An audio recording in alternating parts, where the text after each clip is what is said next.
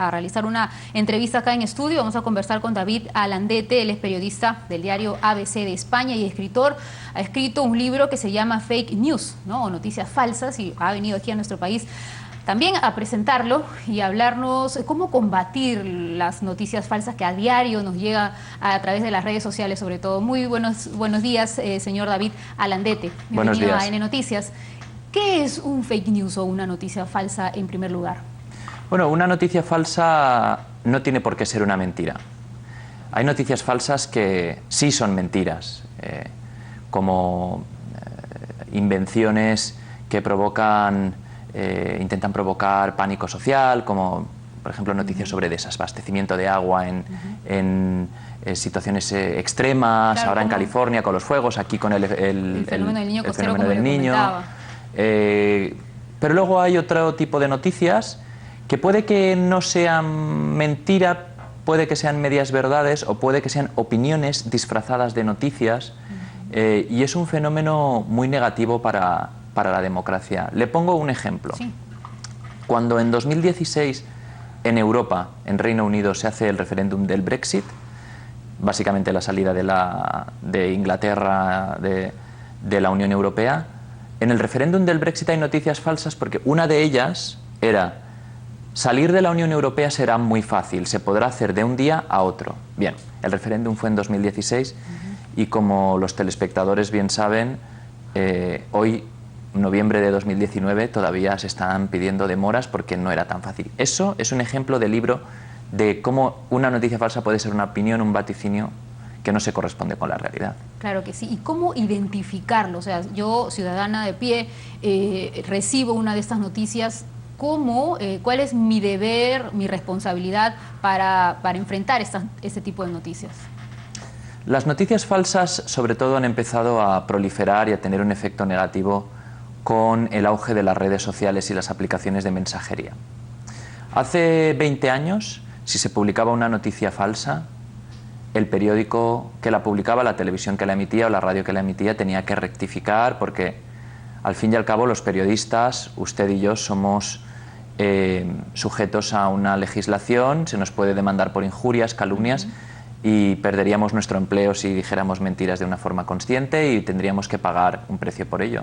Hoy en día en redes sociales es posible decir cualquier cosa, los perfiles son anónimos, no hay repercusiones porque puede ser que una cuenta esté publicando desinformación o noticias falsas en Rusia, en Cuba, en Venezuela, en China, en Irán, y que llegue hasta aquí, y a la vez es mucho más difícil, ya no tanto en el canal de las redes sociales, que son más o menos abiertas, sino en las cadenas de WhatsApp y en las mensajerías privadas, donde ya perviven y no son fáciles de parar y de controlar.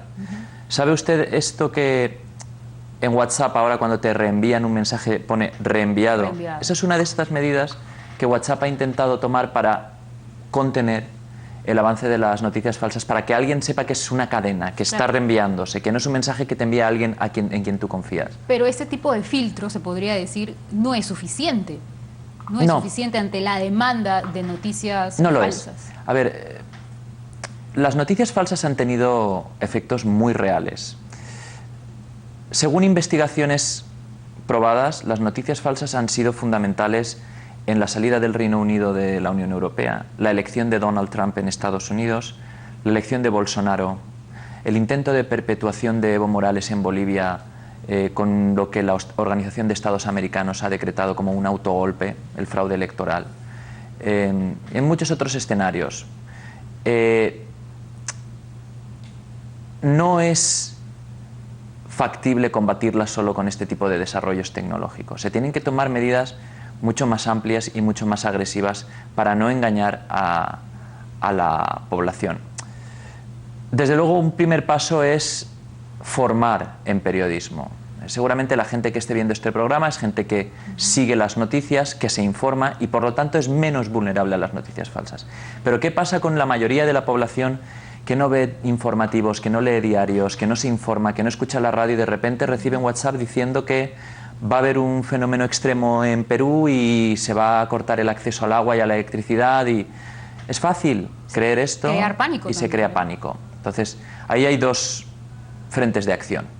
El de los gobiernos, que tienen que educar a los ciudadanos y tienen que, de alguna forma, contener el avance de noticias falsas con campañas agresivas, y luego de las plataformas digitales que tienen que, de alguna forma, no sé cuál, desarrollar herramientas que sean efectivas, y esto requiere de mucho dinero e inversión. Claro, por ejemplo, estamos ya en marcha acá en nuestro país, bueno, las próximas elecciones congresales extraordinarias del 2020, ¿no? Y imagino que estamos inmersos también a que pueda suceder, digo yo, de aquí a estos 2 meses que faltan, también noticias falsas, ¿no? ¿Cómo orientar a la población ante eso? Perú es una excepción en este momento en el continente. Creo que tal vez Perú, Paraguay y Uruguay sean las únicas excepciones a este fenómeno. Fíjese en cómo se encuentra la desestabilización en el continente en este momento. No hace falta entrar a analizar mucho cómo está Venezuela, cómo está la difusión de noticias falsas, de bulos y de mentiras por parte del régimen venezolano con medios pagados por el chavismo para desestabilizar. Hay informes muy recientes que aseguran que, por ejemplo, en Chile un 20% de las cuentas que alentaban la protesta en redes sociales eran localizadas en Venezuela, y la mayoría de ellas eran chavistas, se proclamaban chavistas o bolivarianas. Fíjese en Ecuador, por los subsidios, el final de los subsidios, que al final tuvo que revertir el presidente Moreno. Fíjese ahora mismo en Colombia con 3 muertos, hay 23 muertos en Chile. La situación no es halagüeña. Perú, de momento, por la calidad de la prensa, por la fe de la ciudadanía todavía en medios, por el hecho de que hay todavía medios impresos como El Comercio, como muchos otros que tienen un seguimiento, esto de alguna forma inmuniza a la población frente al avance, pero esto no se tiene que dar por garantizado. Hay iniciativas, en estos días estamos haciendo el hackathon de Mediazón, que hemos organizado aquí, bueno, que ha organizado varias organizaciones aquí en Perú, y que han invitado periodistas como yo, que trabajo en Washington, periodistas técnicos venidos de Brasil, y que están intentando analizar, dar soluciones al auge de las noticias falsas, sobre todo en la política peruana, para prevenir que aquí pase lo que puede acabar pasando. Claro. En Ecuador hace un año nadie imaginaba que a Lenín Moreno le iba a pasar por una medida del gobierno. Imagínese en Chile, que ha sido tradicionalmente un oasis aislado de la desestabilización de América Latina. Pero ¿cómo está ahora? 23 muertos, son muchos muertos. Por lo tanto, Perú, un país estable, un país relativamente, digamos, inmune a las injerencias de otros países del vecindario, no está de todos modos a salvo. Claro que sí, pero bueno, y de todas maneras es de alguna manera algo alentador, ¿no? Su comentario. Ahora, coméntame más sobre esta hackathon, ¿en dónde se va a realizar? ¿En qué consiste? Bueno, es un proyecto que se ha organizado desde aquí, desde Perú. Es pionero, es la primera vez que yo he participado en algunos talleres en la región, en Bolivia, Brasil, en otros sitios. Esta es la primera vez en que el formato es que se reúne a una serie de periodistas y programadores durante 24 horas, se reúnen aquí en Lima, en la sede de Coca-Cola, que ha cedido el espacio para hacer son 24 horas seguidas, o sea, esta gente está haciéndolo desde ayer y no ha dormido, cosa que es encomiable. Y se organizan en grupos y cada uno tiene que aportar su propia propuesta para combatir las noticias falsas y ayudar a la salud del sistema democrático del Perú y a la política. Esto es muy importante. Herramientas. Sí, crear herramientas. Por ejemplo, se les da algún desafío y básicamente el desafío es cómo podéis dar elementos tecnológicos, aplicaciones, herramientas para combatir a las noticias falsas y ayudar a los periodistas y a la sociedad en general a que las detecten y las combatan. Claro. Y eso no se ha hecho en ningún otro país de América Latina y no, desde luego en español, en ningún otro sitio, de momento. ¿Y su libro, Fake News, dónde lo pueden encontrar? Bueno, el libro está editado en España, lo edita la editorial Deusto, pero aquí se distribuye también, se puede comprar a través de Internet, Amazon, Kindle.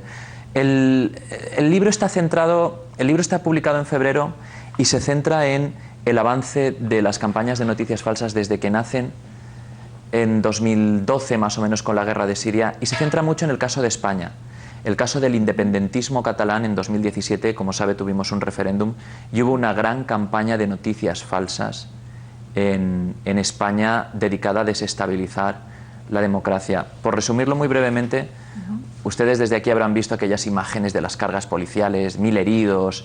Fueron unos días muy aciagos y mucha de la información que se presentó como que hubo 1000 heridos es falsa. Es falsa. Bueno, recurrir en todo caso a las fuentes oficiales también es Exacto. un método para combatir las noticias falsas que hay todos los días y sobre todo con mayor cantidad en las redes sociales. Muchísimas gracias y mucho éxito en esta mediatón, esta hackathon que se está realizando en la sede de Coca-Cola en Surquillos el día de hoy y también mucha suerte con el libro. Muchas Muchísimas gracias. Conversábamos entonces en vivo con David Alandete, periodista y escritor del diario ABC de España. Vamos con información en vivo.